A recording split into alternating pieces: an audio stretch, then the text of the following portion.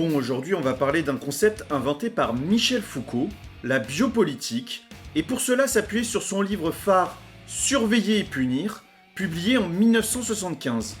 Il y décrit la montée, à partir du XVIe siècle, d'un nouveau type de pouvoir qui va s'appliquer sur les corps des gens, sur la population, et non plus comme avant sur le sol, pays, que le seigneur médiéval voulait juste étendre, peu importe qui vivait dessus. Pour cela, ce pouvoir va s'intéresser à ce que devrait être la vie, les corps, le quotidien, et va donc dans ce but utiliser des techniques nouvelles centrées autour de la discipline. La biopolitique a donc pour but de contrôler des recoins de plus en plus profonds de l'individu, d'intégrer en fait le vivant à la politique, bref, de contrôler des parties de plus en plus intimes des gens pour atteindre ses buts. La métaphore, l'image classique que donne Foucault pour le représenter, est le panoptique, bâtiment inventé par le philosophe Jérémie Bentham à la fin du XVIIIe siècle pour mieux contrôler les prisonniers en prison. On y a le surveillant, au milieu, caché, personne ne peut voir sa face, mais lui peut voir toutes les actions de tout le monde sans qu'on sache qui et quand il regarde. À partir de ces informations, il peut agir pour punir ou corriger les comportements qu'il n'aime pas. Les prisonniers, comme ils ne savent pas quand ils sont regardés, vont donc constamment agir comme s'ils étaient sous surveillance, finissant par modifier leur comportement au jour le jour et donc changer de la manière voulue par le surveillant. Bon, c'est une image, hein. Bentham à l'époque a inventé ça dans le cadre de sa vision utilitariste de la vie, maximiser l'utilité, la quantité de bonheur produite, avec pour but de moraliser les criminels sans les défoncer comme on le faisait avant. Foucault va juste se servir de ça pour illustrer ce qu'il voit comme le pouvoir moderne. Ce pouvoir va donc, de la même manière, observer sa population avec des mesures permanentes au travers de la grande technique biopolitique, la statistique, quel est le taux de natalité, la pyramide des âges, qui meurt, quels sont les groupes sociaux, etc. Et va donc inverser le rapport traditionnel visible-invisible, où avant c'était le roi qui était présenté publiquement et tout le monde devait le regarder sous peine de se faire défoncer, alors que là, ce sont les sujets qui sont observés par un pouvoir caché afin d'appliquer sur eux une politique, quelle qu'elle soit, hein. Ça peut être le capitalisme classique, le néolibéralisme, le communisme, la recherche d'une identité, devenir plus fort, etc. Les buts sont multiples, mais ils s'appliquent maintenant à la population dans son ensemble. On va donc constituer la population en différents groupes sur lesquels on va, comme le surveillant du panoptique, créer un savoir qui va permettre d'identifier et de punir les individus ne se comportant pas comme la norme attendue, des individus donc non normaux, ce que Foucault appelle les savoirs-pouvoirs, les savoirs permettant de maintenir un pouvoir disciplinaire. Ce pouvoir disciplinaire veut donc 1. Contrôler au mieux chaque corps, chaque geste, alors qu'avant beaucoup de choses échappaient au prince qui n'en avait de toute manière rien à battre tant qu'on lui payait ses impôts et qu'on le laissait chasser le sanglier avec sa cour sans voir de paysans dégueulasses sur sa route. Et 2. Pour que ça soit possible, réduire la dépense d'énergie nécessaire à son application par différentes techniques qui peuvent varier, mais qui ont pour but de contrôler les gestes de la manière la plus efficace, et comme elles s'appliquent à des groupes humains, de les coordonner ces gestes pour produire un résultat supérieur à ce qu'auraient produit ces humains de manière non coordonnée. Par exemple, chez les militaires, on coordonne des soldats en une armée pour qu'elle soit plus forte que s'ils attaquaient tous individuellement comme une grosse meute de vikings.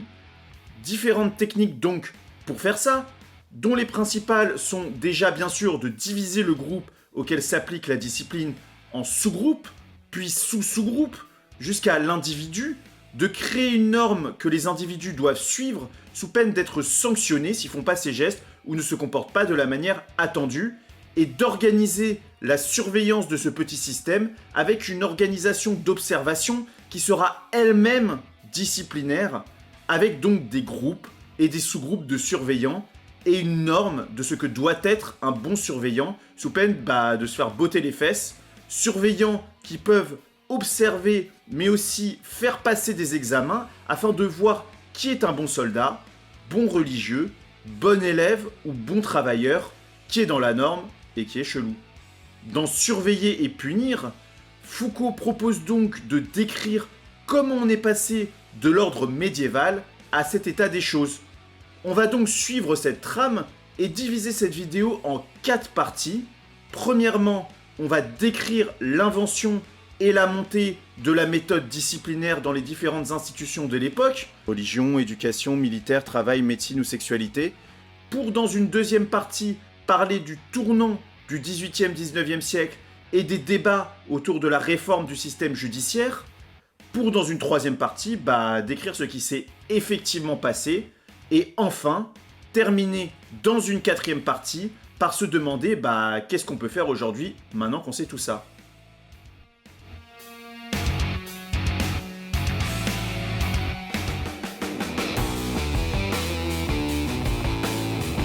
Au début du XVIe siècle donc, en 1500, le monde était partagé entre des grandes familles en mode Game of Thrones où on faisait des intrigues, complots, alliances, mariages ou guerres pour agrandir sa terre. On a sur ces terres des gens qui vivent, mais tant qu'ils paient leurs impôts et servent bien, ces familles ne s'intéressent pas plus que ça à eux. On a une forme de discipline dans les monastères, où ce qu'on doit faire à chaque heure de la journée sous peine d'être grondé est bien défini dans les règlements comme la règle de Saint-Augustin, mais le but est plus le renoncement à la vie, raison pour laquelle ces hommes s'enfermaient à l'écart du monde, que l'augmentation d'efficacité dans leur mission de plaire à Dieu. C'est donc à ce moment, au cours du XVIe, XVIIe et XVIIIe siècle, que la méthode disciplinaire va se développer et se diluer dans toutes les institutions de l'époque, qui vont se transformer en des espèces de panoptiques, avec toujours un monde coupé de l'extérieur, alors qu'il n'était pas avant, et des sujets observés par d'autres personnes en charge qui, elles, ne sont pas observées et qui vont utiliser les informations collectées pour transformer ces sujets. Foucault va, dans son livre, analyser la religion et l'éducation où ça a commencé, le militaire qui l'a imposé, le travail qui l'a généralisé, la médecine qui l'a légitimé, et plus tard, dans un autre livre, la sexualité. C'est donc dans la religion, et plus particulièrement dans la formation des religieux, dans l'éducation, que la méthode disciplinaire a été inventée. On a déjà vu que les moines s'infligeaient déjà une discipline dans les ordres monastiques, non productive, certes, car organisant le temps pour aller au paradis en se disant que de toute manière le monde n'était qu'illusion, mais discipline quand même, ce qui peut expliquer que ça soit dans ce domaine qu'on ait mis en place en premier les disciplines productives. On partait à cette époque de l'enseignement du Moyen-Âge, où on n'avait pas codifié toutes ces relations entre les maîtres et les élèves, juste les maîtres et les élèves étaient là, dans la même pièce, peu importe leur niveau ou âge, et le maître enseignait, jusqu'à ce que l'élève ait passé un certain nombre d'années et prouve sa compétence en, par exemple pour les artisans, faisant un chef-d'œuvre, une œuvre magnifique, montrant que c'est plus un ado attardé, mais un vrai pro qui fait les choses bien. Foucault va donc identifier dans la communauté des frères de la vie commune la première réflexion sur l'organisation de l'éducation.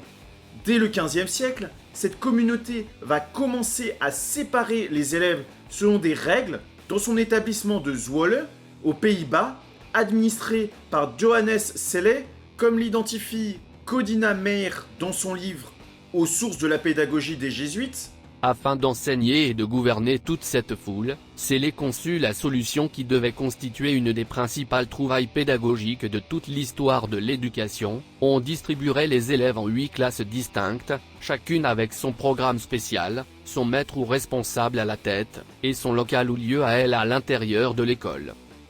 Plus tard, les Jésuites, une autre grande communauté chrétienne fondée en 1540, décrivent des classes de 200-300 élèves qui s'affrontaient en duel selon leur capacité, un peu dans le genre des 4 maisons de Poudlard, avant de se transformer plus tard en classes individuelles séparées, surveillées par un maître.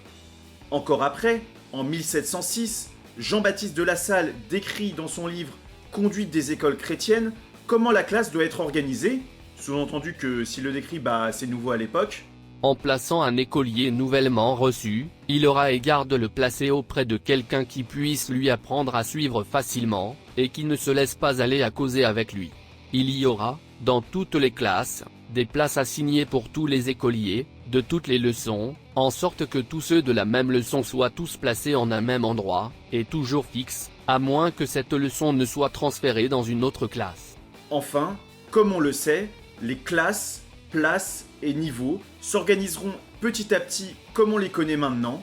dans l'espace et le temps, afin de maximiser le temps d'apprentissage, tout en optimisant la surveillance, au travers du regard du maître, et aujourd'hui des pions, mais aussi par les examens, et ce afin de former des individus éduqués, forts, mais aussi malléables aux autres structures disciplinaires de la société, dans l'échange classique de la discipline, force contre perte d'autonomie par le façonnement du corps.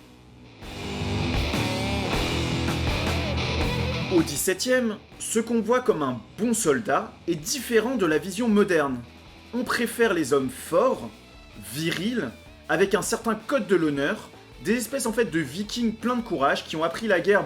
en se battant et pas en faisant 150 000 pompes dans leur garage.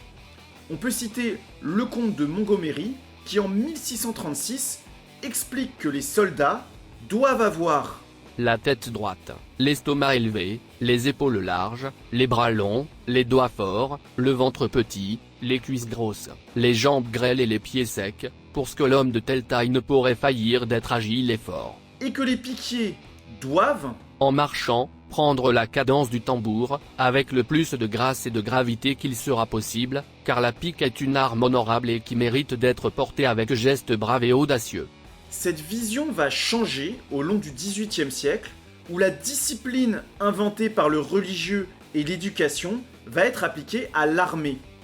On peut la voir apparaître petit à petit, avec par exemple l'ordonnance de 1719 prescrivant la construction de casernes partout en France pour fixer l'armée, mais c'est avec les victoires de l'armée de Frédéric II de Prusse, roi savant qui reçut à sa cour beaucoup des grands philosophes de son époque, qu'elle va se légitimer et se généraliser. C'est en effet le premier qui fera un usage explicite et massif de la méthode disciplinaire, où il va entraîner son armée à maximiser l'usage du temps, du moindre instant, en calculant minutieusement chaque geste, mettre l'arme au pied, à terre, droit, verticalement, par exemple sera décomposé en 6 sous-mouvements précis, l'étendre en 4 sous-mouvements, la mettre sur l'épaule en 13, etc., etc. Cette technique permet à ce petit royaume de remporter des victoires d'abord sur l'Autriche en 1740-1745, puis de tenir tête pendant la guerre de 7 ans de 1756 à 1763 seul en Europe centrale à une coalition de la France, l'Autriche et la Russie réunies. Cette efficacité ne passe donc évidemment pas inaperçue et sera étudiée de près pour la répliquer, comme l'atteste par exemple cette lettre du maréchal de Saxe au comte d'Argenson dès le 25 février 1750. L'exercice de Beauvoisis est fort leste et très bien exécuté. Mais, de vous dire, monsieur, quel est le meilleur, c'est une question très importante à décider. Cette partie, à laquelle on ne fait qu'une médiocre attention en France, fait depuis bien des années la méditation et l'application des plus habiles militaires de l'Europe. On ne saurait disconvenir que les succès des Prussiens contre des troupes qui, depuis 50 ans, n'ont cessé de faire la guerre, et que l'on regardait comme bonnes, et à l'excellence de leur discipline et de leurs exercices. Ce n'est donc pas une chose indifférente que le choix de l'exercice. On y a travaillé, en Prusse, l'espace de 40 années avec une application sans relâche. C'est à cette partie qu'a été employé le règne de deux rois, dont la plus grande attention s'est toujours portée sur le militaire, en quoi ils ont été puissamment aidés par des généraux habiles, qu'aucun objet de fortune ou de plaisir ne distrait des fonctions dont ils sont chargés. Ce qui fera qu'à la fin du XVIIIe siècle, l'ordonnance royale du 20 mars 1764 expliquera que les bons soldats doivent maintenant rester immobiles en attendant le commandement, sans remuer la tête, les mains ni les pieds, et sans regarder devant ni derrière eux, enfin à marcher d'un pas ferme, le genou et le jarret tendus, la pointe du pied bas fait en dehors. Avec des mouvements réglés minutieusement, au travers de consignes du type au deuxième temps, la main gauche tournant le fusil, le canon en dehors, laissera tomber la crosse à 2 pouces de terre, dans l'attitude prescrite ci-après par le troisième temps du premier commandement pour l'inspection. Ces nouveaux soldats moins habiles que les anciens, mais dont la composition en armée surpassera les unions disparates de gros bras du passé, seront maintenant des pions pour des généraux qui feront la guerre sur une carte, comme on joue aux échecs. C'est dans le travail que la discipline sera diluée ensuite à l'ensemble de la société. Pour fabriquer des objets, par opposition aux artisans du Moyen-Âge qui apprenaient, comme on a vu à 20 dans une pièce, à faire leur métier et se regroupaient en corporations nationales de gens qui ont le même taf, on va commencer à diviser le travail en suivant les préceptes notamment d'Adam Smith. Si ça vous intéresse d'ailleurs, on a fait une histoire du néolibéralisme dans une autre vidéo. En fait, cette division du travail n'est possible qu'à partir de la méthode disciplinaire, qui permet de diviser une masse d'hommes en groupes et de les orchestrer, ce qui est une condition nécessaire à cette division, à ce qu'il y ait plusieurs groupes d'ouvriers, chacun spécialisé dans une micro-tâche nécessaire à la fabrication d'un objet, à ce qu'il y ait une partie de la manufacture d'épingles spécialisée dans tirer le fil de fer de la bobine, une partie à la couper, une à faire des têtes d'épingles, etc., etc. C'est donc naturellement à cette époque qu'apparaît la première division du travail disciplinaire, qui par opposition à l'artisan qui, comme un artiste, fabriquait les objets de A à Z, va voir l'émergence d'ouvriers spécialisés dans une micro-tâche, dont un des premiers exemples est la manufacture textile d'Oberkampf à Jouy-en-Josas, où on fabrique des, entre guillemets, indiennes, tissus en coton avec motifs, populaires à l'époque, qui sera donc composé de différents bâtiments spécifiques à chaque sous-tâche. Foucault fait une description du plus grand des bâtiments, construit en 1791, où le rez-de-chaussée est consacré à l'imprimerie et contient 132 tables disposées en 2 rangées, si bien que l'on peut surveiller toute la production d'un coup d'œil, juste en se baladant sur l'allée centrale. Les événements suivants sont connus, la machine à vapeur, la révolution industrielle, etc. Mais une chose intéressante est que les machines ont toujours existé, comme le soulignent déjà au 19e siècle Hegel et Marx. On a toujours eu des automates pour aider le bon forgeron honnête ou le pêcheur à faire son taf, mais l'invention des machines industrielles, par exemple les machines à tisser, est survenue en même temps que la division du travail, lui-même possible donc grâce à la méthode disciplinaire, comme si on avait d'abord besoin d'inventer la division du travail en petites tâches faites par des ouvriers spécialisés pour pouvoir seulement ensuite, dans un deuxième temps, inventer des machines pour automatiser ces micro-tâches ou remplacer 15 ouvriers par 2 ouvriers assistés par des machines.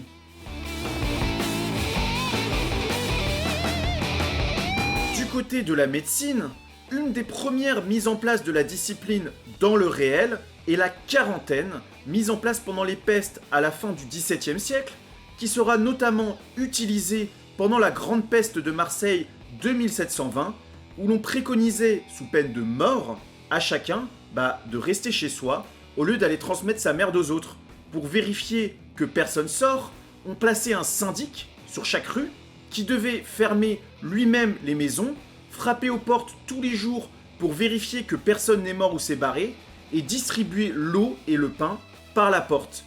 Ces syndics feront eux aussi partie d'une hiérarchie disciplinaire en étant surveillés par des intendants de quartier qui vont récupérer les clés des maisons et vérifier que aucun syndic fait de la merde, comme maltraiter les habitants ou quitter la rue auquel il est assigné, intendants surveillés eux-mêmes par le magistrat de la ville, qui a ainsi une des premières formes d'autorité totale biopolitique sur les corps et la vie des habitants.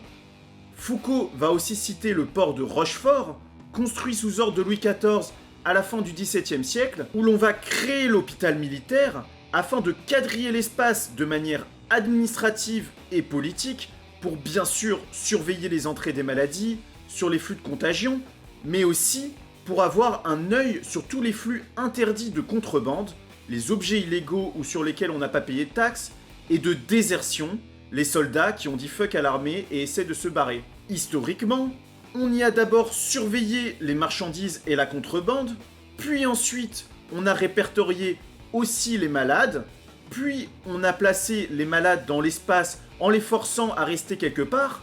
puis on a construit des murs autour d'eux, puis on a noté les infos sur chacun d'eux dans un registre, surveillé par un médecin, pour enfin appliquer des mesures individuelles, en par exemple isolant les contagieux. Bref, on a créé à partir de la discipline un espace quadrillé médicalement utile. Ce mouvement de mesure va donc petit à petit monter jusqu'à inclure totalement les malades dans un système disciplinaire médical, l'hôpital. Foucault lit dans le registre de l'hôpital Hôtel-Dieu de Paris que si, en 1661, un médecin devait faire une visite par jour un peu quand il veut, les règlements de la fin du XVIIe précisent les horaires de la visite et qu'elle doit durer au moins 2 heures, pour qu'en 1771, un siècle plus tard, le nouveau règlement prévoit qu'en plus qu'une visite quotidienne, un médecin soit assigné à l'hôpital à plein temps, à la place du personnel religieux, pour orchestrer la machine disciplinaire.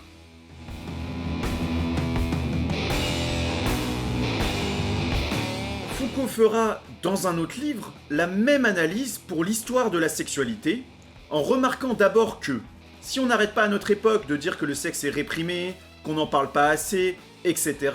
il est en réalité plus affiché que jamais dans des magazines, films, voire rubriques ou discours, où on le décrit en fait avec toujours plus de détails, tout en disant qu'il n'y en a jamais assez. Comme ailleurs, il décrit la disciplinarisation de la sexualité, en commençant par expliquer qu'il y a à la fin du XVIIIe siècle 3 grands codes qui vont régir la sexualité en Occident: le droit canonique, qui est la loi spécifiée par l'Église, le droit civil géré par l'autorité non religieuse, et la pastorale chrétienne, la relation entre le curé et les gens normaux qui devaient par exemple, lors des confessions, en fait, tout lui raconter, combien de fois on avait fait l'amour, mais aussi les positions, les touchés, etc.,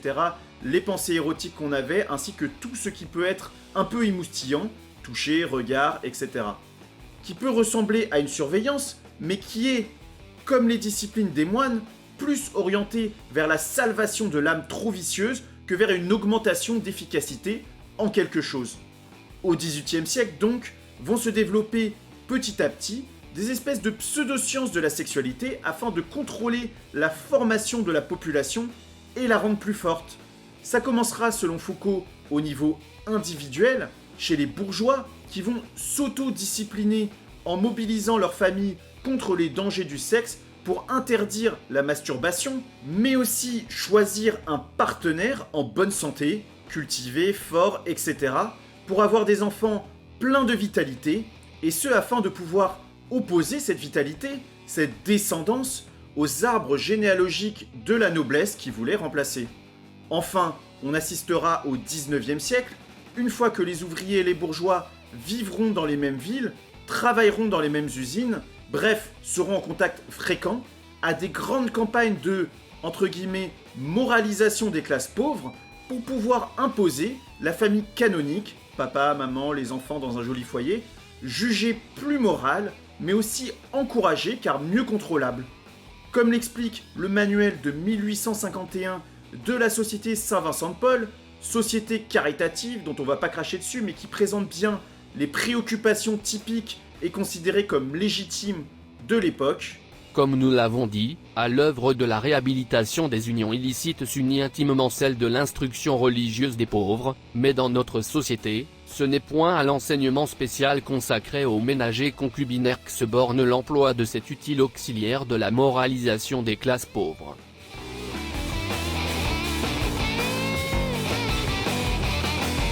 On peut même lier l'invention de la méthode disciplinaire au développement de la science moderne. Étant historiquement apparues en même temps, au XVIe, XVIIe, XVIIIe siècle, les méthodes d'extraction de connaissances des foules, de compréhension de leurs actions jusqu'au point le plus élémentaire, le plus petit, on mesure la maladie, les gestes, le savoir, la productivité de chaque individu pour le classer en groupe que l'on gérera et mesurera aussi, sont en fait très similaires à la méthode scientifique, dite positiviste, qui apparaîtra à la même époque. En gros, de mesurer des trucs pour faire des théories dessus que l'on vérifie donc par l'expérience constante. Foucault va donc expliquer que c'est très probablement l'application des techniques de la mesure disciplinaire vers la matière, le réel, qui a donné lieu à la science telle qu'on la connaît aujourd'hui, qui a permis, comme on a trouvé des lois permettant de gérer les institutions disciplinaires, puis plus tard des lois dites économiques pour gérer la production de richesses, de trouver des lois de la nature, la physique, la mécanique, la zoologie, bref, les sciences sur un peu tout.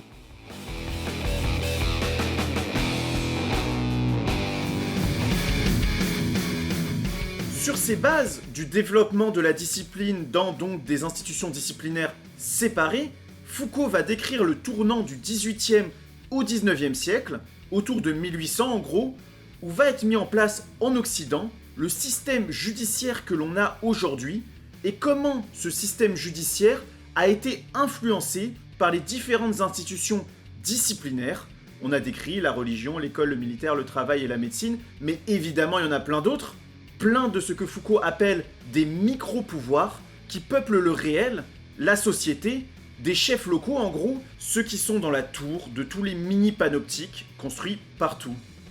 Déjà, pour poser le contexte, après une période où ce que Foucault appelle les petits illégalismes, voler 3 pommes, cacher des petits trucs aux impôts locaux, bref les trucs pas très légaux mais pas hyper graves, étaient parfaitement tolérés, car toute la société rurale y trouvait son compte, les grands propriétaires de terres n'étant pas forcément contre le refus de l'impôt des paysans, ou la non-application des normes et réglementations. Avec l'augmentation de la valeur de la richesse, les objets étant de plus en plus manufacturés et valant de plus en plus en tout cas que les pommes et tomates qu'on s'échangeait avant, l'illégalisme est de plus en plus devenu un vol de biens, de trucs de valeur, qu'un vol de droits, c'est-à-dire de ne pas respecter les droits dus au titre d'une personne, par exemple, pas lui payer d'impôts alors qu'on devait lui en payer parce qu'elle a un titre de noblesse, ou autre, qui l'autorise à prélever des impôts sans rien foutre. Ces petits illégalismes sont donc devenus moins tolérables, surtout pour la classe bourgeoise, quand sont apparus par exemple les grands entrepôts contenant des marchandises de grande valeur, difficiles à surveiller des voleurs externes, mais aussi des travailleurs internes. On voit donc pendant tout le XVIIIe siècle une montée de la critique et la peur des illégalismes. Il y en avait avant, mais pas aussi fort, aussi souvent, aussi prioritaire. On peut citer par exemple Le Trône, un économiste français en vogue à l'époque, qui dans son Mémoire sur les vagabonds et sur les mendiants, les décrit, les vagabonds donc on a compris, comme « Ce sont des insectes voraces qui désolent journellement la subsistance des cultivateurs. Ce sont, pour parler sans figure, des troupes ennemies répandues sur la surface du territoire, qui y vivent à discrétion comme dans un pays conquis et qui y lèvent de véritables contributions sous le titre d'aumône. » Ou Patrick Colquhoun, marchand, statisticien et magistrat, qui fondera la première police préventive en Angleterre, qui donnera des preuves chiffrées du mal que les vols font à Londres. On estime que la valeur des vols, dont presque aucune famille, aucune maison, écurie, boutique, fonderie, aucun magasin, atelier, etc., ne sont exempts dans la capitale ou dans les environs, peut monter à peu près à 700 000 livres par an, sans comprendre les vols commis sur les vaisseaux de la Tamise, et qui, avant le mois de juin 1798, époque de l'établissement de la police de marine, étaient portés à 500 000 livres, y compris les munitions et les matériaux. Si on ajoute le pillage qui s'exerce dans les magasins de Sa Majesté, sur les vaisseaux de guerre, dans les chantiers et autres dépôts publics, le total formera une somme presque incroyable. Cette critique des illégalismes donnera lieu à une floraison de lois, faisant remarquer à Fowell Buxton, parlementaire britannique au début du 19e, que sur les 223 crimes définis à son époque, 156 l'avaient été au cours des 100 années précédentes, donc pendant le XVIIIe siècle. Face à la multiplication des infractions punissables, se pose alors le problème pratique de la répression. Forcément, il y a beaucoup plus de trucs à punir, faut plus surveiller et donc faut organiser et optimiser la justice. Organisée au XVIIIe par la monarchie, critiquée par des Voltaire pour être despotique, arbitraire, enfermer des gens parce qu'ils vont pas vous voyer le roi, mais qui sera aussi critiquée par les juristes pour son inefficacité. Elle n'arrive pas à réprimer assez efficacement tous ces voleurs de draps et des réformateurs imaginent des moyens de la rendre à la fois plus efficace et humaine. On a donc, comme on a dit à cette époque, trois grandes façons de réprimer le crime qui coexistent, trois grandes options, des espèces de choix qui s'offraient aux différentes sociétés occidentales à cette époque. La première étant celle du Moyen-Âge, en train de disparaître petit à petit, mais toujours présente, comme dans toutes les périodes de transition. La deuxième étant la justice promue par les philosophes des Lumières et différents réformateurs ou penseurs, bref, ce qui était proposé par le monde juridique. Et la troisième, qui est celle que nous connaissons, un ordre où les infracteurs, criminels, délinquants ou toutes sortes de déviants sont jugés par des juges pour ensuite être tous mis au même endroit et pris en charge par une administration disciplinaire, le système carcéral, la prison.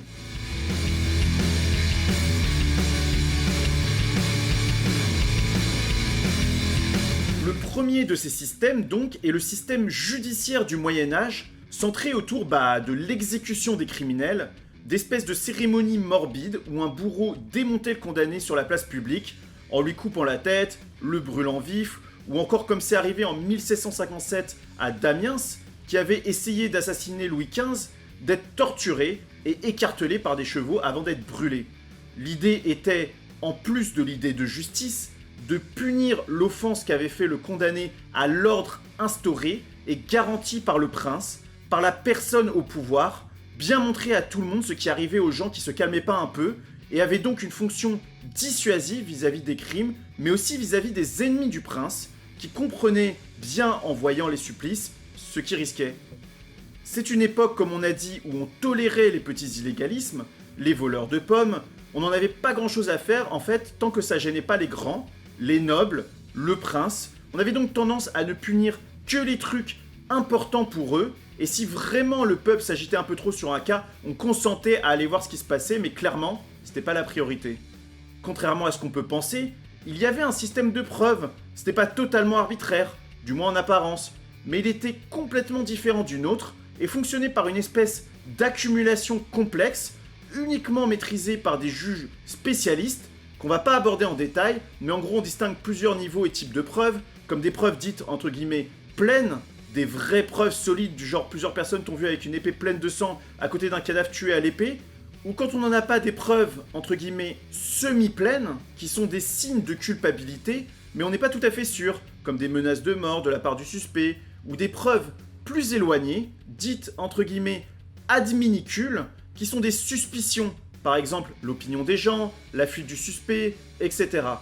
Une fois toutes ces preuves obtenues, on pouvait les combiner selon des règles presque arithmétiques. Par exemple, on pouvait dire que 2 preuves demi-pleines et 3 adminicules valaient une preuve pleine, ou bien plusieurs adminicules valaient une demi-preuve, etc. Par exemple, après avoir cité quelques preuves pleines comme l'épée pleine de gros sang ou qu'on ait trouvé des objets du mort sur le suspect, Pierre-François Muillard de Vouglan, un avocat français, écrit dans ses Instits au droit criminel de 1757 « Tous ces indices, pris séparément, peuvent suffire pour donner lieu à la torture, lorsqu'ils sont accompagnés de quelques autres adminicules, ou indices éloignés, tels que l'inimité capitale, inconstance, la variation, la contradiction dans les discours, la fuite, la mauvaise physionomie, la mauvaise renommée, ou la clameur du peuple. » Bon, la grosse faiblesse de ce régime, c'est que l'aveu, le fait d'avouer son crime, était considéré comme la preuve pleine la plus absolue, et qu'il était autorisé de le torturer pour l'avoir, donc ça se transformait souvent en une espèce de duel entre le suspect et le tortureur, le suspect résistant jusqu'à la fin de la torture sans avouer, pouvant être libéré. Une fois un suspect correctement condamné, commençait son supplice, qui était aussi le révélateur de la vérité du crime, le moment où on montrait le coupable, où on refaisait le crime sur son corps. Le supplice était un peu vu comme un duel, une confrontation entre le coupable qui a enfreint l'ordre du prince et le prince, la personne au pouvoir, au travers du bourreau qui, spoiler alert, gagnait souvent, mais gagnait d'autant plus que le coupable reconnaissait son crime au public, se lamentait, était vaincu psychologiquement, et donc le souverain s'en trouvait d'autant plus vengé, et sa puissance d'autant plus rappelée. De là viennent toutes les horreurs qu'on entend de ces supplices, les bûchers, les découpes de jambes membre par membre, qui ont précisément la fonction d'horrifier, mais aussi de vaincre l'adversaire, le bourreau agissant comme tel et étant applaudi s'il réussissait à tuer de manière propre. On peut citer à ce propos Thomas Simon Gueulette, homme de lettres étrangement passionné par toutes les affaires criminelles au point d'en collectionner des jugements, comptes rendus, gravures et hautes notes, bon, chacun son truc, hein, qui décrit l'exécution de Jean-Baptiste Beaulieu de Montigny le 15 juillet 1737 en expliquant comment Prud'homme, le bourreau en chef, lui sépara la tête assez adroitement d'un seul coup, la montra au peuple de tous les côtés, la remit à terre, et salua ensuite le public qui l'applaudit beaucoup à son adresse par des battements de main. Il y avait même une espèce de code non écrit de grâce du condamné si le bourreau ne tuait pas bien sa victime, s'il échouait dans son duel, conduisant des juristes comme Blackstone en Angleterre dans ses commentaires sur le code criminel en Angleterre de 1765 à préciser que il est clair que si un criminel condamné à être pendu jusqu'à ce que mort s'ensuive échappe à la mort par la maladresse de l'exécuteur en quelque autre main, le shérif est tenu de renouveler l'exécution parce que la sentence n'a pas été exécutée, et que si on se laissait aller à cette fausse compassion, on ouvrirait la porte à une infinité de collusions. Ou Serpillon, en France, qui dans son code criminel de 1767 s'étonne de la grâce d'une fille un siècle plus tôt qui avait, entre guillemets, perdu son fruit, c'est-à-dire niqué un peu trop tôt, un peu con mais bon, autre époque, mais qui échappe à la mort tout aussi absurdément parce que son exécution échoue. Une fille ayant été condamnée à être pendue, pour avoir perdu son fruit, le bourreau se retira, la croyant morte, mais comme elle donna quelques signes de vie, on la soigna, elle en revint. Le Parlement de Provence s'assembla, pour délibérer si elle devait être renvoyée au supplice, l'affaire fut remise après les fêtes de Pâques. Pendant ce temps, on obtint des lettres qui commuèrent la peine de mort, en celle d'une retraite perpétuelle dans une maison religieuse, au choix de la cour. Par arrêt du 27 avril 1654, les lettres furent entérinées. Allez, pour la route, l'exemple suivant toujours de Serpillon en 1767, qui explique que l'on a dû contre cette pratique bien préciser, entre guillemets, jusqu'à ce que la mort naturelle s'ensuive, à la fin des jugements. Un homme étant condamné à être pendu, la corde rompit, il tomba à terre, on demanda, suivant Brion, s'il devait être renvoyé au supplice, surtout quand il avait tout dénié. Quelques auteurs, dit Brion, tiennent la négative, mais Papon dit que le contraire se pratique, parce que le gibet ne perd pas sa proie et qu'il faut que les arrêts ou jugements en dernier ressort soient exécutés, parce qu'il porte toujours ces mots, jusqu'à ce que mort naturelle s'ensuive. Cette dimension du spectacle, où la foule se réunissait pour voir quelqu'un se faire brûler vif ou torturer en mode sortie de week-end, un peu comme aujourd'hui on va au stade avec ses gosses, générera des problèmes de maintien de l'ordre pendant ces cérémonies, le peuple se retournant contre le criminel, ou bien des fois lui étant solidaire. Foucault citera par exemple Léon Duhamel, qui cite en 1890 un moment où le peuple s'est soulevé contre le bourreau 2 siècles plus tôt, à la fin du XVIIe siècle, ce que voyant le bourreau lui avait couvert la face de son juste au corps, et lui donnait par-dessous du genou sur l'estomac et sur le ventre. Ce que le peuple voyant qu'il le faisait trop souffrir, et croyant même qu'il l'égorgeait là-dessous avec une baïonnette, ému de compassion pour le patient et de furie contre le bourreau, lui jetèrent des pierres contre et en même temps le bourreau ouvrit les 2 échelles et jeta le patient en bas, et lui sauta sur les épaules et le foula, pendant que la femme du dit bourreau le tirait par les pieds de dessous la potence. Ils lui firent en même temps sortir le sang de la bouche. Mais la grêle de pierres renforça sur lui. Voilà une foule de peuple sur lui. Il se relève avec sa baïonnette à la main, menaçant de tuer ceux qui l'approcheront, mais après diverses chutes et s'être relevé, il est bien battu, tout barbouillé et étouffé dans le ruisseau et traîné avec une grande émotion et furie du peuple jusqu'à l'université et de là jusqu'au cimetière des Cordeliers. Le pouvoir central a toujours eu peur de cette réaction du peuple, qui peut être extrême, et va donc, au fur et à mesure du temps, tenter de cacher au maximum les punitions, comme on le verra plus tard.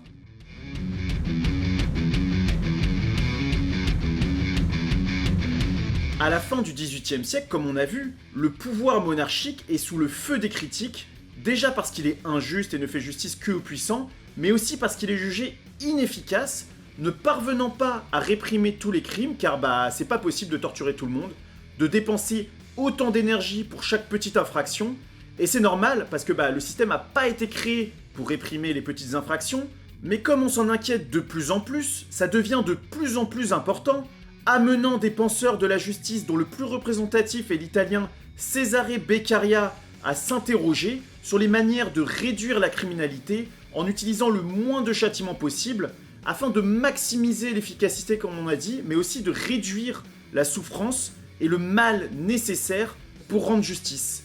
Pour ce faire, on va proposer un système de signes que l'on veut associer à la punition dans un réflexe presque pavlovien, en gros associer dans l'esprit des gens que s'ils font un truc mal, ils seront automatiquement punis et que donc la vision de la punition apparaisse automatiquement dès que quelqu'un pense à faire une connerie et l'empêche de la faire. L'idée est donc que c'est la peur de la punition qui empêche le crime et non la punition elle-même, et on va se demander donc comment faire le plus peur en punissant le moins possible dans un équilibre où quand même il faut qu'on punisse un peu pour être pris au sérieux. On peut donc citer Beccaria qui dans son Des délits et des peines de 1764 explique que parmi les peines, et dans la manière de les appliquer en proportion des délits, il faut choisir les moyens qui feront sur l'esprit du peuple l'impression la plus efficace et la plus durable, et en même temps la moins cruelle sur le corps du coupable. Il n'est donc pas illogique de voir que Beccaria et les réformateurs de la fin du XVIIIe feront en général la promotion des travaux publics forcés contre les supplices, qui non seulement sont utiles pour la société, on construit des routes, répare des trucs, mais aussi visibles, donc faisant office de signes, et donc peur aux gens qui les voient bosser, qui vont donc moins faire de crimes. En plus de ça, les travaux forcés réinsèrent le condamné dans la société, il a été utile, donc il peut être fier et reconnu, et quelque part ça, entre guillemets, répare sa faute vis-à-vis de la société, et enfin, c'est réversible en cas d'erreur judiciaire, ce qui est le principal argument à l'époque contre la peine de mort, où si on se trompe, on peut pas appeler un nécromancien pour réparer l'erreur. On peut citer là-dessus Le Pelletier, député pendant les différents régimes de la Révolution française, avant de se faire assassiner pour avoir voté la mort de Louis XVI par un ancien garde du roi fanatisé, qui dans la séance parlementaire du 1er juin 1791 déclare que le principe de toute peine est qu'elle soit répressive par l'exemple, elle ne doit donc pas être secrète. Fera voter sans aggraver en aucun cas les tourments, il y aura dans l'appareil du supplice des gradations analogues aux différents genres de crimes et proportionnées à leur intensité. Et expliquera dans une annexe à la séance du 23 mai 1791 Je dis que les peines doivent être durables, et j'entends par cette expression qu'une suite prolongée de privations pénibles, en épargnant à l'humanité l'horreur des tortures, affecte beaucoup plus le coupable, qu'un instant passager de douleur trop souvent bravé par une sorte de courage et de philosophie. Les peines de cette nature sont encore plus efficaces pour l'exemple, car bientôt l'impression du spectacle d'un jour est effacée, mais une punition lente et de longs travaux renouvelle sans cesse aux yeux du peuple, qui en est témoin, le souvenir de l'oie vengeresse, et fait revivre à tous les moments une terreur salutaire. J'ajoute que les peines doivent être publiques, c'est-à-dire que souvent, et à des temps marqués, la présence du peuple doit porter la honte sur le front du coupable, et la présence du coupable, dans l'état pénible où l'a réduit son crime, doit porter dans l'âme du peuple une instruction utile. Ce nouveau régime nécessite une vérité commune, que tout le monde comprenne exactement ce qui peut les faire condamner, et donc les empêcher de faire ces trucs, et ne peut fonctionner avec le régime de preuve du Moyen-Âge. Parce que si c'est des spécialistes qui condamnent en accumulant des preuves, demi-preuves ou ad minicules selon des règles bizarres, personne va comprendre ce qu'il faut pas faire pour être condamné, et donc l'effet de prévention sera raté. Il faut donc établir la culpabilité avec une preuve, pas demi, pas pleine, blabla, mais plutôt avec certitude, donc de considérer innocent ceux dont on n'a pas prouvé la culpabilité, présomption d'innocence, et va donc ouvrir toute la pratique, le monde judiciaire, aux sciences démonstratives que l'on connaît aujourd'hui. Comme il faut du coup présenter un lien quasi de cause à effet entre le crime et la punition, il faut que pour chaque crime prouvé, on ait défini une punition, toujours la même, donc de préférence écrite et universelle.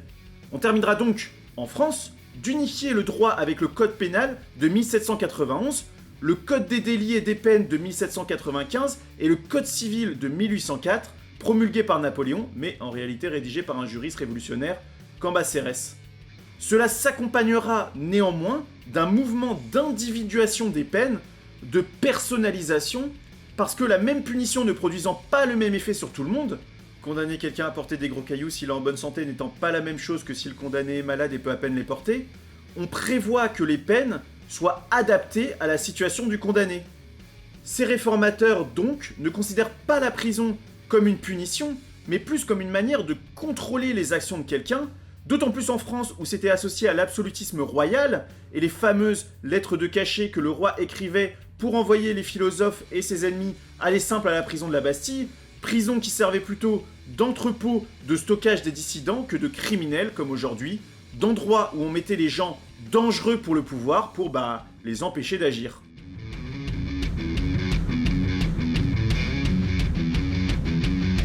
Le dernier des trois systèmes judiciaires existant à la fin du XVIIIe, après la justice du Moyen-Âge et la justice des réformateurs et penseurs, c'est la justice de la prison, la justice disciplinaire, reposant sur l'introduction des coupables dans la prison, dans une administration carcérale chargée d'administrer les sentences dans un espace dédié et fermé sur l'extérieur, avec pour but que les gens qui y entrent en sortent transformés, repentis, réinsérés. Foucault fait l'hypothèse que cette manière de punir ne s'est pas mise en place parce que des penseurs ont trouvé que c'était la meilleure manière qui philosophiquement et humainement était la meilleure, mais plutôt parce que ça allait dans le sens de l'histoire, dans le sens de la montée des institutions disciplinaires des 2-3 siècles précédents, et que ça en était l'aboutissement. Déjà, pour faire un peu d'histoire, il y a toujours eu l'idée et l'expérience de la transformation des individus par le travail, mais c'est apparemment à Amsterdam en 1596, dans un établissement appelé le Raspuis, que l'on rencontre le premier enfermement y ressemblant, mais plus dans le but des travaux forcés pour les coupables, travail salarié mis en place pour avoir de la main-d'œuvre pas chère et dont le but est de dédommager les propriétaires fonciers de terre. On est encore à l'époque où c'est eux, les propriétaires fonciers, qui sont en place, tout en donnant du taf aux, entre guillemets, vrais pauvres, comme l'explique 3 siècles plus tard le vicomte Jean-Jacques Philippe Villain. Sandek, il s'appelait vraiment comme ça, ce qui fait rire quand on sait qu'il a appelé son étude « Mémoire sur les moyens de corriger les malfaiteurs et fainéants à leur propre avantage et de les rendre utiles à l'État ». En parallèle de ça, se développe toute une, entre guillemets, pratique répressive, manière non théorique, non documentée, mais appliquée dans les situations réelles, comme on a vu par exemple l'arrêt des opposants politiques, mais plus en parallèle de la justice, dans un système à côté, et toléré parce que c'est appliqué par des puissants. La première fois qu'on décidera d'appliquer le modèle de la punition-isolement pour changer les condamnés sera en Angleterre, après l'indépendance américaine de 1779, pour prendre en charge les condamnés qu'on envoyait avant loin en Amérique et que les États-Unis nouvellement créés ne voulaient plus recevoir. C'est donc pour continuer d'envoyer entre guillemets loin de la société, tout en ne pouvant les envoyer loin physiquement, que l'on y mettra en place l'institution du réformatoire, imaginée 3 ans plus tôt par Jonas Hunway, philanthrope anglais, où l'on isole les prisonniers dans l'espoir d'obtenir leur rédemption. Tout le monde a un plan et un système favori. Le mien est la solitude dans l'emprisonnement, avec du travail utile, une alimentation frugale, que je considère comme le moyen le plus humain et efficace d'amener les malfaiteurs qui ont été condamnés à mort ou à la déportation à un sens juste de leurs conditions. Ces réflexions et les lois conduiront à l'édification en 1792 de la prison de Gloucester, où l'on n'isole en fait que les condamnés graves, la plupart des autres réalisant des travaux forcés dans un modèle un peu hybride. C'est en fait aux États-Unis, dans la prison de Walnut Street de Philadelphie, qui ouvrira en 1790, que l'on verra pour la première fois une prison qui ressemble aux nôtres. Cette prison reprendra les principes du Raspuis d'Amsterdam, vie quadrillée selon un emploi du temps, mais cette fois cachera les forçats au public, et ce afin d'éviter les débordements des peines publiques que l'on voyait depuis le Moyen-Âge, comme on a vu, où les gens forcément s'agitent, ce qui conduit régulièrement à des débordements, jugés de plus en plus intolérables au fur et à mesure que la discipline gagnait les différents domaines, si bien qu'on en était arrivé à un point où il a paru mieux avoir plus de bénéfices que d'inconvénients, de cacher les peines et les exécuter en secret, comme l'expliquera en 1787 Benjamin Rush, un des signataires de la Déclaration d'indépendance des États-Unis et promoteur actif de cette prison de Philadelphie. Il y a quelque chose, dans la présence d'un certain nombre de spectateurs, qui est calculé pour exciter et renforcer le courage de la victime. Si les criminels découvrent derrière leur châtiment l'insensibilité, l'effet sera certainement d'autant plus fatal à la société, car cela enlèvera, au lieu d'exciter, la terreur. On considérera toujours, comme dans le Raspuis d'Amsterdam, la punition prison comme un moyen de transformer les individus afin de les rendre meilleurs, mais on utilisera pour cela la méthode disciplinaire, donc comme pour les autres institutions, emploi du temps strict afin d'acquérir des habitudes par dressage, entraînement permanent du corps, observation constante par les gardiens, extraction d'informations afin de comprendre l'évolution du comportement et adapter les stratégies disciplinaires en fonction, comme les techniques de redressement que l'on va pouvoir adapter à chaque détenu selon sa personnalité et les infos qu'on a sur lui ou sur son crime.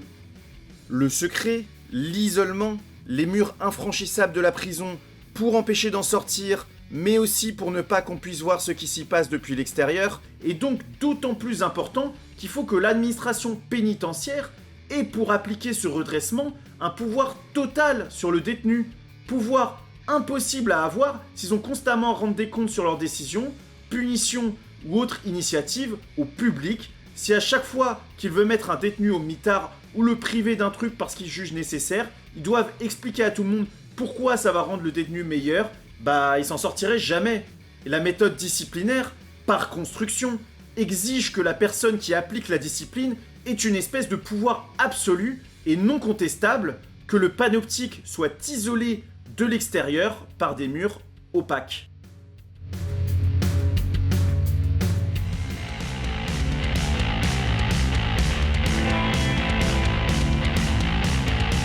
Comme on le sait et on peut le voir partout dans le monde d'aujourd'hui, c'est évidemment le troisième ordre judiciaire, celui où on envoie les gens en prison, qui s'est finalement imposé face à ceux du Moyen-Âge et des penseurs de la justice. Si les prisons existaient avant pour empêcher les gens de bouger et agir, elles seront maintenant utilisées pour punir les crimes et en théorie pour changer les personnes qui y vont. Faire que les criminels malfaiteurs qui y entrent en sortent bons citoyens, monsieur et madame sans reproche et aillent cultiver des choux dans leur jardin au lieu de voler de la thune et agresser les gens, comme l'explique en 1808 le comte Réal, juriste et membre du gouvernement, dans un supplément au code criminel qui venait, comme on a dit, d'être publié pour unifier les lois. Enfin, si la peine infligée par la loi a pour but principal la réparation du crime, elle veut aussi l'amendement du coupable, et ce double but se trouvera rempli, si le malfaiteur est arraché à cette oisiveté funeste qui, l'ayant jeté dans la prison,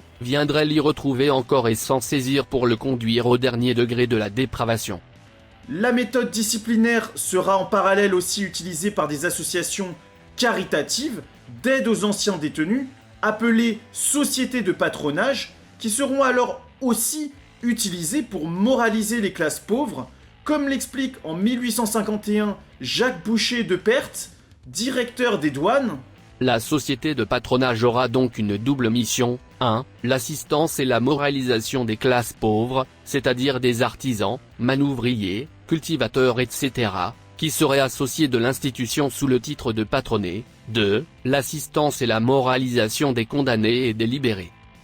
C'est une petite révolution car, avant comme on a dit plein de fois le prince s'en foutait du peuple, et même la pastorale chrétienne et les confessions ne s'intéressaient en fait pas trop aux classes pauvres des campagnes.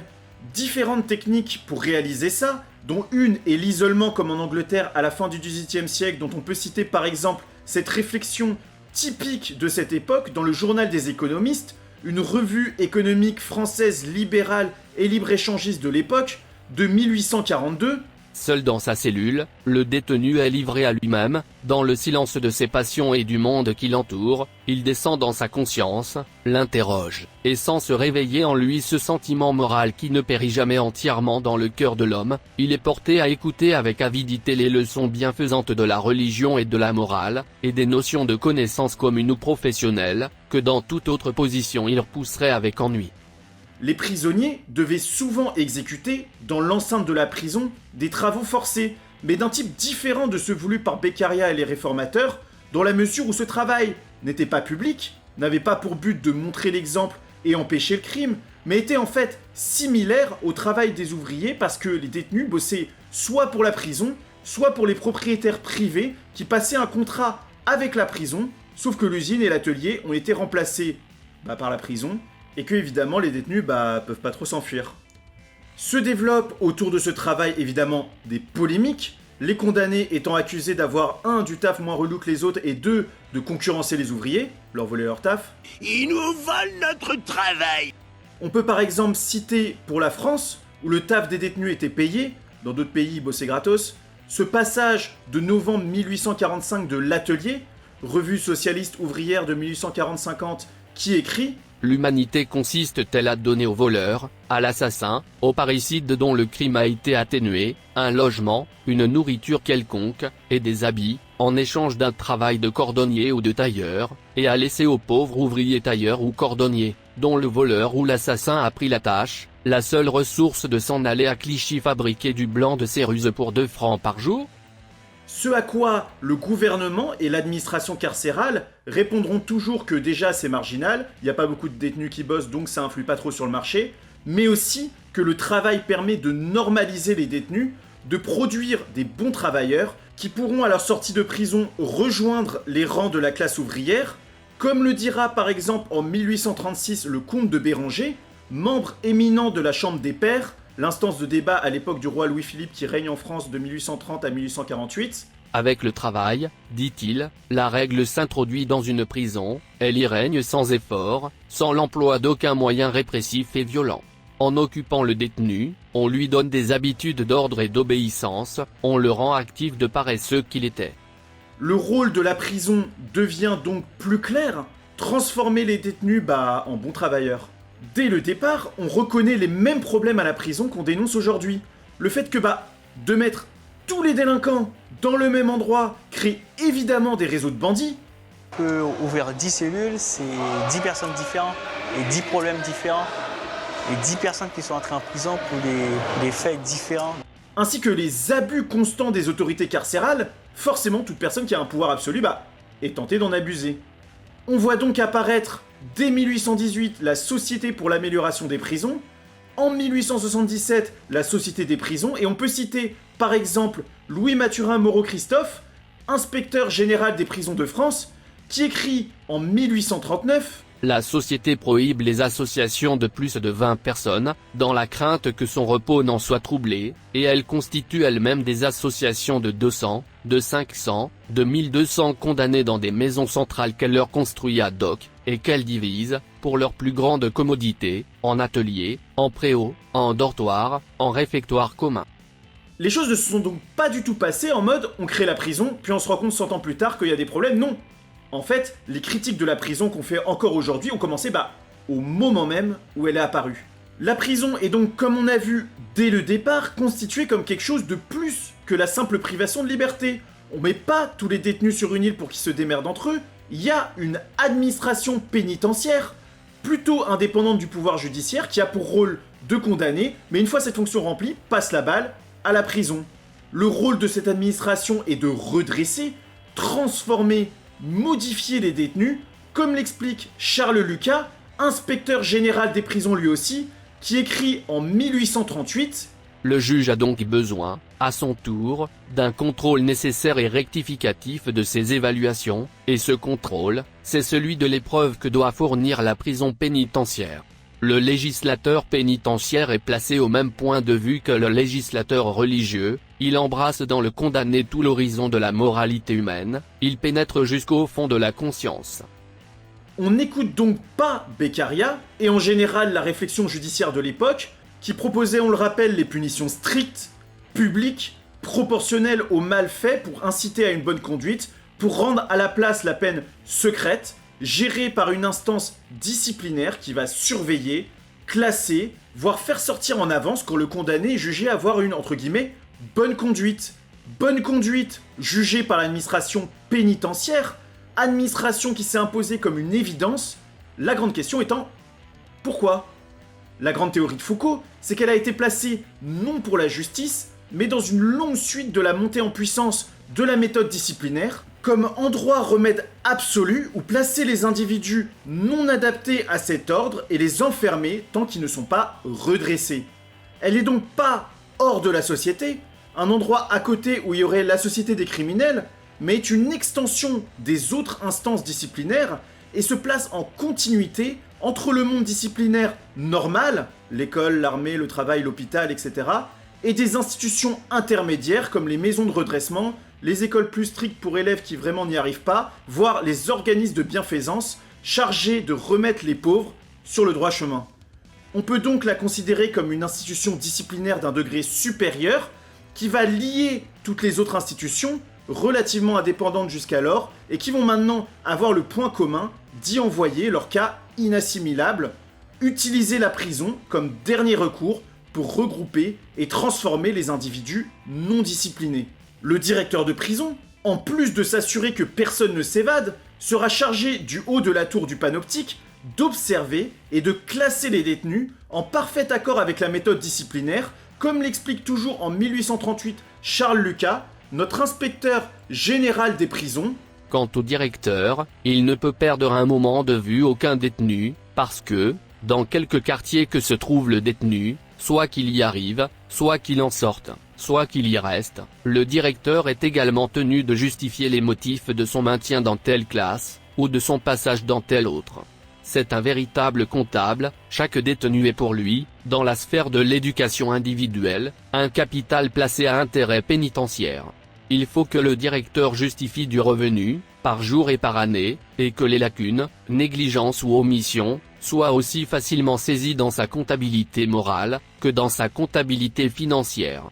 C'est donc du coup, parce que ce nouvel ordre institutionnel s'est mis en place, qu'est apparue la figure du délinquant, formant presque une classe sociale, classe délinquante, qu'ils soient des gens non disciplinés ou effectivement des assassins ou violeurs, ils seront tous englobés et regroupés dans une même catégorie, celle en général des classes sociales basses. Citons par exemple cet article de 1840 de Émile Buret, journaliste politique de l'époque. Comme l'esclavage, la misère a ses vices inconnus à la population aisée, et ces vices opposent comme un obstacle invincible aux généreuses intentions qui veulent la combattre le mépris qu'ils inspirent. Cette délinquance sera présentée et perçue comme homogène, un peu tous les mêmes et se connaissant tous plus ou moins, par des procédés comme le fait divers, les vieux articles qui parlent de toutes les merdes qui se sont passées jour après jour sans aucune synthèse, pour faire apparaître quelque chose qui ressemble à un ennemi intérieur organisé, un espèce de danger toujours présent, contre lequel il faut mener une guerre permanente,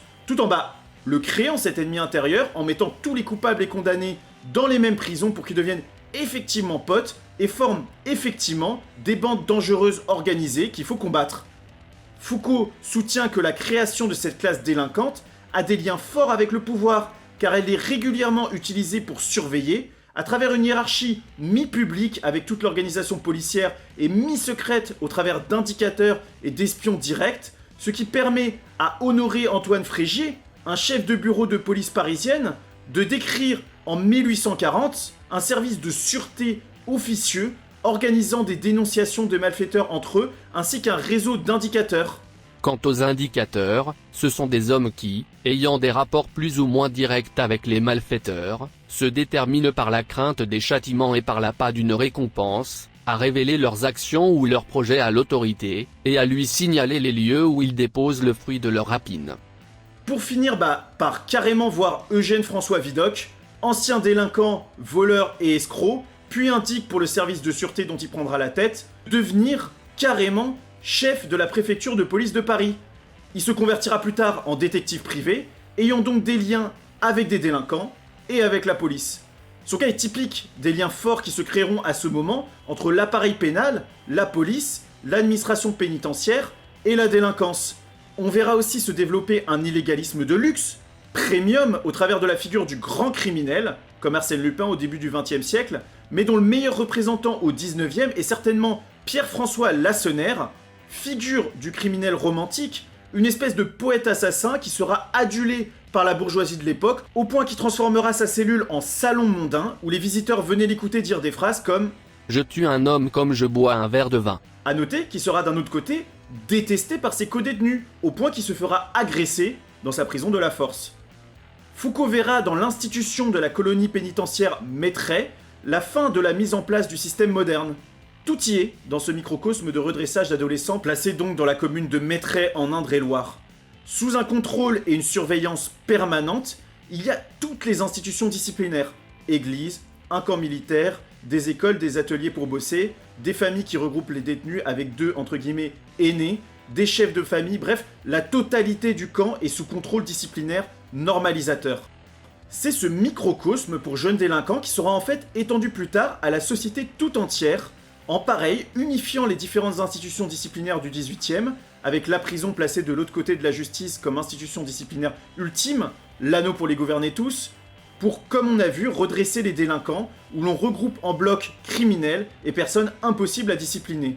Ce continuum disciplinaire permettra à Moreau de Jeunesse, haut fonctionnaire chargé de la statistique générale, de dire dès 1846 « Suivez le l'infortuné, vous le verrez naître aux enfants trouvés, de là, il passe à la crèche, puis aux salles d'asile, il en sort à 6 ans pour entrer à l'école primaire et plus tard aux écoles d'adultes. S'il ne peut travailler, il est inscrit au bureau de bienfaisance de son arrondissement, et s'il tombe malade, il peut choisir sur 12 hôpitaux tant généraux que particuliers. Enfin, lorsque le pauvre de Paris atteint le terme de sa triste carrière, cet hospice attend sa vieillesse et souvent leur régime salubre a prolongé ses jours inutiles au-delà des limites qu'atteint rarement la vie du riche entouré de soins. » Dans cette société disciplinaire normalisante où chaque institution se peuple de juges, de professeurs-juges, du médecin-juge qui décide notamment qui est fou ou pas, de l'éducateur-juge, du travailleur social-juge, les personnes qui sont dans la tour centrale du panoptique, tous chargés d'expliciter et de classer ce qui est normal ou pas, qui est chelou quoi, chacun profitant de ce que Foucault appelle un micro-pouvoir, pouvoir à petite échelle sur une institution disciplinaire donnée, la prison non seulement est nécessaire en bout de chaîne, mais profite à tous les détenteurs de micro-pouvoirs. Ceci explique donc sa mise en place entre guillemets naturelle à la place des principes de Beccaria et des réformateurs, et surtout sa solidité extrême, le fait que même si ça fait 150 ans qu'on explique en long et large que ça marche pas, que les criminels y rencontrent leurs complices de demain, et surtout qu'ils en sortent plus délinquants que quand ils y sont rentrés, malgré ça, la prison reste, car elle est en fait nécessaire à notre type de société, une société qui a réussi à capter la population dans son ensemble dans les systèmes disciplinaires, et va donc pouvoir appliquer des politiques à sa population, politiques appliquées en pratique par le maillage disciplinaire. On prend les ordres en haut et on fait descendre par les institutions. Par exemple, on peut maintenant bien influer ce que deviennent les gens en faisant des programmes d'école, comment ils passent leur temps en jouant sur les emplois du temps entreprises, etc., etc. Politique d'autant plus facile à appliquer qu'on a déjà normalisé la population, rendu homogène, et classé les différentes personnes dans les institutions disciplinaires selon leur degré de normalité, définit qui est un bon élève et qui est un cancre. Giorgio Agamben, un philosophe moderne qui reprend les théories de Foucault, va faire le lien entre l'apparition de ce contrôle des corps avec de 1, l'apparition des guerres dites totales, mais aussi surtout l'apparition des totalitarismes, qui sont en fait la forme extrême de la société disciplinaire, le moment où toute la société devient en fait une prison, une colonie pénitentiaire de maîtrais. En effet, partout, les États totalitaires ont voulu effectuer une politique sur leur population, la transformer pour aller dans un état des choses jugé bon par leur idéologie, tout en s'appuyant, pour faire ça, sur les micro-pouvoirs des institutions disciplinaires. À partir de ça, Agamben et Gilles Deleuze, un autre philosophe qui reprend les théories de Foucault, vont tenter d'expliquer l'apparition du néolibéralisme et des sociétés dites, entre guillemets, postmodernes, c'est-à-dire en gros ce qui se passe après les années 1950-60. Deleuze parle d'un changement de nature, on serait passé des sociétés disciplinaires de Foucault à des sociétés de contrôle, alors que Agamben n'y voit qu'une extension et adaptation de la biopolitique, mais bon, c'est un peu deux façons d'appeler le même phénomène, qui est que le contrôle disciplinaire va dépasser l'espace clos des institutions disciplinaires, où avant on passait de l'école à l'armée, au travail, en changeant à chaque fois de statut, presque en revenant à zéro. Ces institutions vont en fait maintenant devenir totales, c'est-à-dire se déroulant sur la totalité de la vie, découpant l'individu en plusieurs facettes qui seront adressées par chacune des institutions, faisant qu'il y aura donc en parallèle une formation continue pour l'éducation, une carrière pour le travail, un suivi pour la médecine, etc. Cela s'accompagne d'un changement dans la technologie disciplinaire. On utilisera maintenant aussi, pour atteindre les buts de l'institution disciplinaire, pour normaliser la population, en plus des punitions et examens, des mécanismes incitateurs. On donne de la thune et du pouvoir aux gens qui répondent aux objectifs, imitant le libéralisme économique classique, mais dont le but est toujours de réaliser les objectifs du pouvoir disciplinaire, mais cette fois en donnant l'impression aux individus qu'ils sont libres et suivent leur intérêt égoïste. Au final, Hannah Arendt, que l'on peut soupçonner d'avoir inspiré Foucault, avait vu juste quand elle parlait dès 1951 dans son livre Les origines du totalitarisme, quand elle voulait expliquer pourquoi le nazisme et le communisme stalinien, de la différence fondamentale entre les autorités grecques, romaines, médiévales et traditionnelles en général, et les dominations totalitaires dont elle expliquait qu'on n'avait pas encore, à son époque, les outils et catégories de pensée pour les comprendre, et donc de comprendre dans quel type de société nous étions rentrés. Le concept de Foucault de société disciplinaire biopolitique est une très bonne piste.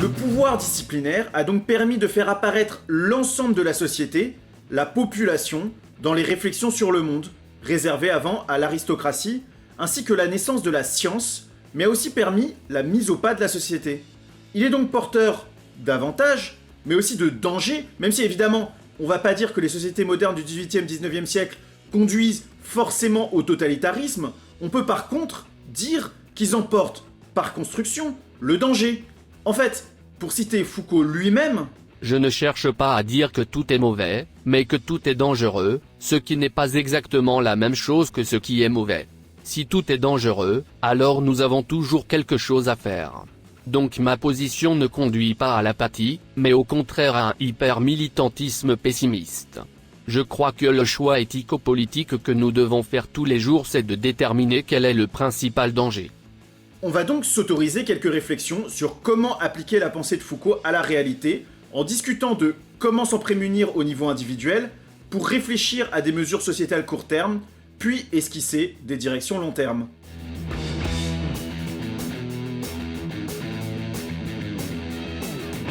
Au niveau individuel, on peut essayer de se protéger du pouvoir disciplinaire au travers des petites résistances, voire des petits illégalismes. Ça existe déjà partout, hein. Pas besoin de théorie pour qu'on sente qu'on doit résister à une surintrusion du pouvoir, comme des manifs, refus de travailler, voire même dans les théories dites complotistes, où on fait des théories sur un complot, donc une entente de personnes haut placées, qui sont des fois délirantes, des fois pas, hein, mais toujours une tentative de comprendre, à partir du peu d'informations que l'on a, les motivations du pouvoir disciplinaire opaque, de comprendre ce qui se passe dans la tour du panoptique si secrète. Ces mouvements sont souvent des réactions à une intrusion du pouvoir disciplinaire plus profondément dans la vie et constituent rarement une alternative, ce qu'on leur reproche, mais c'est normal car c'est pas le but. Il faut plus les voir comme des boucliers, des réactions, un peu comme quand on se débat, quand on se sent attaqué. Il y a également la possibilité de construction de sociétés alternatives, comme les ZAD ou communautés autogérées, les réflexions sur le survivalisme, ces gens qui expliquent comment vivre en indépendance de la société et donc de la discipline, bref, de manière générale, les tactiques de refus d'obéir. Ces tactiques marchent localement, temporairement, et créent des espaces hors pouvoir disciplinaire, sans pour autant le détruire, elles le font reculer. Il est très important de s'embarquer dans ces aventures de manière collective, avec plein de gens, pour effectivement bâtir des contre-sociétés, car seul ou avec peu de personnes survient le risque au niveau individuel de l'isolement et au niveau global de l'éclatement de la société, que tout le monde se replie sur soi pour se protéger de la discipline.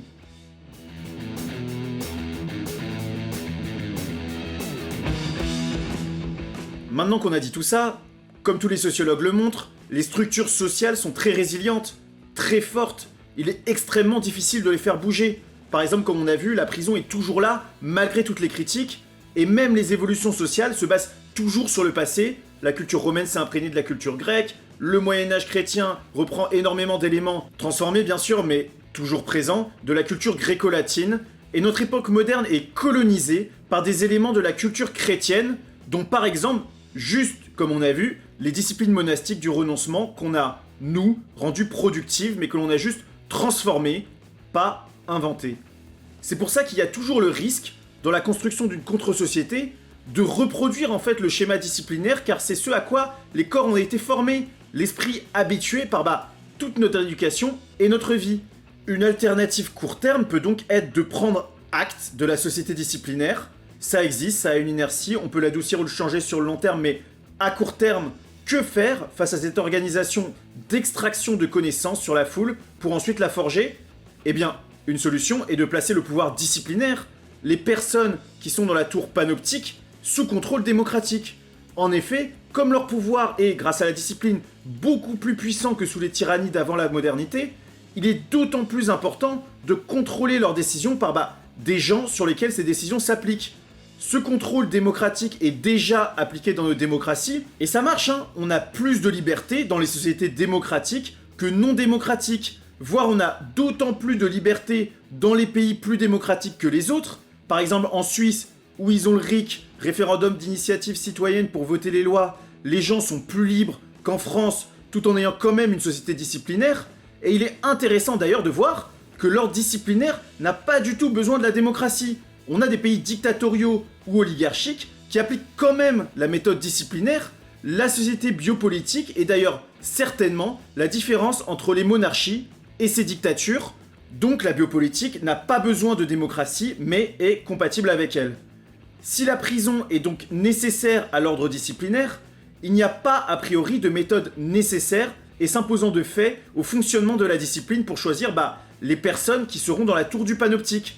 On peut donc proposer dans les institutions disciplinaires, isolées ou maintenant totales, d'élire les personnes chargées de la surveillance et du façonnement des corps. Donc en gros, pour le travail et aujourd'hui la carrière, élire les chefs d'entreprise, pour l'école, élire les directeurs d'école, pour l'armée les généraux, pour l'hôpital le directeur d'hôpital, et on n'est pas obligé de dire on les élit parmi tout le monde, et on se retrouve ensuite avec des gens incompétents. On peut très bien imaginer un système de sélection des candidats pour n'avoir que des gens compétents présentés. Évidemment, il y a un risque de biaiser le truc en présentant que des candidats dont le projet va dans le sens voulu par la classe sociale, le micro-pouvoir en place, mais c'est déjà une amélioration par rapport à maintenant où le boss du pouvoir disciplinaire est juste mis en place de manière opaque par justement ce micro-pouvoir en place. Et en vrai, il y en a plein des gens compétents, c'est pas ce qui manque. On peut donc toujours en trouver qui présentent des projets disciplinaires différents pour qu'on puisse au moins choisir comment notre corps sera façonné. En gros, puisque la biopolitique existe, et partout, autant pouvoir en déterminer le but dans toutes les institutions auxquelles on participe.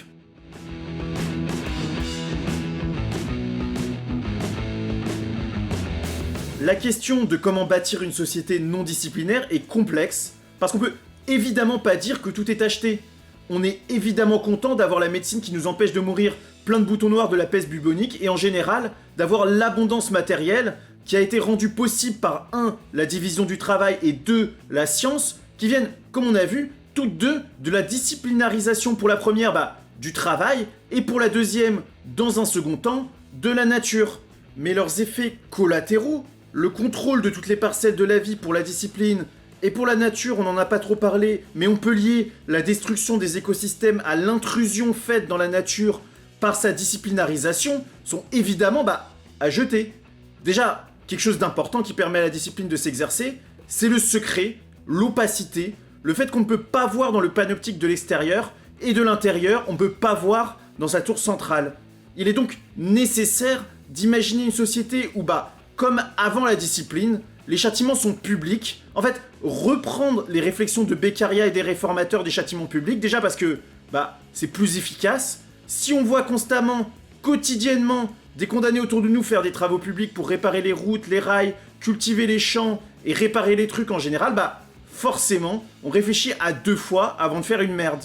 Et on peut garder l'emprisonnement pour les prisonniers dangereux. L'idée, c'est pas de faire que les combattants de l'État islamique soient envoyés dans les villages pour réparer les toitures. Non, mais il faut considérer l'enfermement comme un moyen d'empêcher d'agir, de bloquer quelqu'un, le moyen ultime d'être sûr et certain qu'il va pas faire de merde, et non plus, comme une punition, la punition. On peut également étendre cette mise en public au pouvoir disciplinaire lui-même, et réfléchir à comment, alors qu'aujourd'hui c'est lui qui extrait du pouvoir sur les gens tout en restant secret, inverser ce rapport pour qu'il soit lui-même surveillé par les gens, déjà en pouvant surveiller son appareil de contrôle par exemple, en mettant des caméras qui filment systématiquement les actions des policiers, mais de manière générale, en ouvrant l'espace disciplinaire au public, donc pour la justice comme on a vu les châtiments publics, mais pour l'école, qu'on puisse s'y balader ou qu'il n'y ait pas de mur autour, pareil pour l'entreprise et les lieux de production de richesse, et que les débats sur leur organisation soient rendus publics. Pour ça, plein de façons de faire, mais peut-être avec les technos d'aujourd'hui en les filmant et projetant dans un espace dédié ou sur internet, ce qui en fait est compatible avec l'élection des chefs disciplinaires puisqu'une élection implique un débat public. C'est d'ailleurs exactement ce qu'a essayé de faire Foucault en 1971 en créant le groupe d'information sur les prisons, dont le but était de donner la parole aux détenus, pas pour les excuser, mais justement pour déjà montrer ce qui attendait les criminels et donc faire peur, mais aussi de mettre en lumière le pouvoir disciplinaire carcéral pour qu'il ait à rendre compte de ses actes à la société. Du côté des sciences, il est nécessaire d'arrêter d'investir dans les sciences disciplinaires, donc des sciences appliquées par le pouvoir pour façonner la population au profit de sciences d'émancipation. Foucault verra Freud et la psychanalyse comme une innovation dans la mesure où ce n'est plus une science qui se demande comment administrer la population ou la nature, mais qui se place du côté de l'individu discipliné et cherche à le guérir, à résoudre ses névroses de son point de vue à lui, névroses que l'on peut d'ailleurs peut-être voir comme des réactions du corps à l'ordre disciplinaire, comme une part de folie exacerbée par l'injonction constante à la normalité. De manière générale, les sciences de l'individu, la philosophie, les tactiques, les moyens d'être autonome, la connaissance du monde en général s'opposent frontalement aux sciences de contrôle. Plus les individus sont cultivés et indépendants, et moins ils sont disciplinarisables. C'est l'opposition fondamentale, et on peut le voir dans tous les débats où l'on reproche aux intellectuels leur manque de discipline, qui créerait le désordre, et où les intellectuels reprochent de leur côté au pouvoir biopolitique sa tendance à l'aliénation des individus et de leur libre arbitre. Ce désordre, non-structuration en organisation disciplinaire, est présenté comme une faiblesse que les organisations et pays encore plus biopolitiques pourraient attaquer et envahir, ce qui en soi n'est pas faux, car comme on a vu avant, c'est justement parce que la Prusse, premier pays à utiliser la méthode disciplinaire sur son armée, a démonté tous ses voisins pendant la guerre de 7 ans, que les pays ont été obligés d'appliquer la même méthode à leur armée, puis aux autres institutions. Comment donc résister aux organisations disciplinaires et biopolitiques sans devenir soi-même une organisation disciplinaire et biopolitique? Comment en pratique demain se défendre d'une armée d'humains robots surentraînés, qui soit homme ou robot au final ne change rien car un homme discipliné idéal se comporte en fait comme un robot, et d'ailleurs l'idée du robot a été inventée en 1920 comme justement un travailleur, homme discipliné, mécanisé, le mot robot venant du tchèque robota qui veut dire travail, besogne, corvée. Comment donc demain se défendre d'une armée d'humains robots parfaitement coordonnée par un pouvoir militaire stratège sans avoir soi-même son armée d'humains robots? La réponse est à trouver dans la définition même de la discipline. Celle-ci, oui, augmente la force et la puissance de l'organisation qui l'applique. L'armée est plus forte, l'entreprise plus productive, l'école plus formatrice si tout le monde est bien en rang, mais a besoin, pour fonctionner, de faire perdre aux individus disciplinés leur libre arbitre et leur capacité à réfléchir en dehors du système disciplinaire, donc leur initiative, parce que au moment où ils le font, ils arrêtent d'obéir, parce qu'ils se rendent compte qu'ils sont juste les rouages d'une énorme machine humaine. L'organisation disciplinaire est donc forcément composée de personnes avec peu de libre arbitre sur leur institution, déjà parce qu'on les forme dans ce sens, mais aussi parce que ceux qui se découvrent comme partie d'un rouage, se barrent de l'organisation, normal. Ce manque de réflexion sur le monde, d'initiative, est donc leur faiblesse. Dès qu'il faut faire preuve d'adaptation, comme par exemple quand ils sont isolés de l'organisation disciplinaire, ou quand il faut faire face à une situation nouvelle que les chefs n'ont pas anticipée, cette liberté leur fait défaut, ils savent pas quoi faire.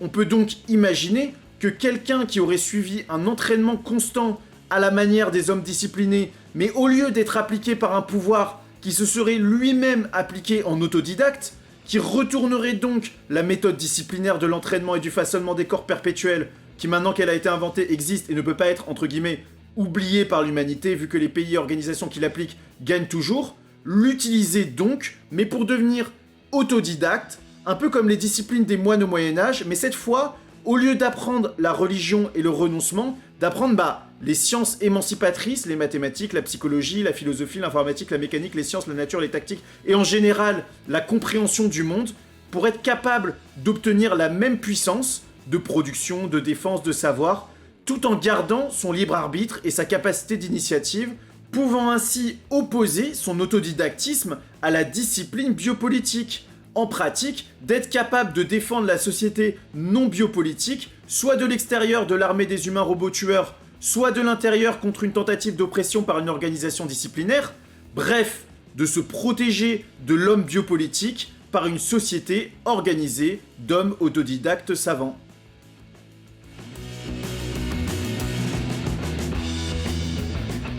Bon les gens, cette vidéo est terminée. Comme d'habitude, si tu as aimé, tu peux mettre un pouce bleu, partager si tu es d'accord, commenter si ça t'inspire quelque chose, t'abonner à la chaîne pour voir plus de vidéos du genre, sans oublier de cliquer sur la cloche de notification pour recevoir une notif directe quand une nouvelle vidéo sort. Tu peux également rejoindre le Discord de la chaîne dont le lien est dans la description si tu veux débattre ou approfondir ces sujets. Allez, ciao!